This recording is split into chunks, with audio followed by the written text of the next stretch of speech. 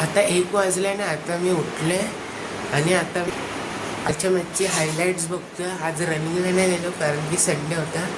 मग आता थोडा वेळ नंतर आंघोळीला जाईल. आता 2:30 वाजले आणि आत्ता जस्ट आंघोळ करून आलं आणि आता मी जेवायला मच्छी बनवली आहे. मग भेटतो तुम्हाला नंतर.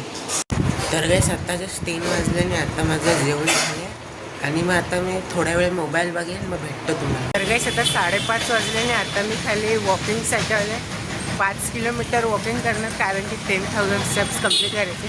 मग भेटतो तुम्हाला नंतर. आता जस्ट 5 किलोमीटर कंप्लीट झाले आणि आता मी घरी जातो आहे. आता 7 वाजले आणि आता मी बॉईल एग खातोय. मग त्यानंतर पाणी भरणार, मग भेटतो तुम्ही. तर गाईस आता 8 वाजले आणि पाणी भरून झालं आहे. आता बुक वाचतोय, मग त्यानंतर मॅच बघेल. आता 9:30 वाजले आणि आता मी जेवायला बसलो. अंडा चपाती खातोय. मग भेटतो तुम्हाला नंतर रात्री राऊंड मारताना. आता 10:30 वाजले आणि आता मी खाली राऊंड मारायला आलो आहे. आणि आजचा जो टॉपिक होता तो होता डू द इम्पॉसिबल. म्हणजे जे पण आयुष्यामध्ये इम्पॉसिबल आहे ते पॉसिबल करा. आयुष्यामध्ये जे पण तुम्हाला हवं असेल त्यासाठी मेहनत करा रोज.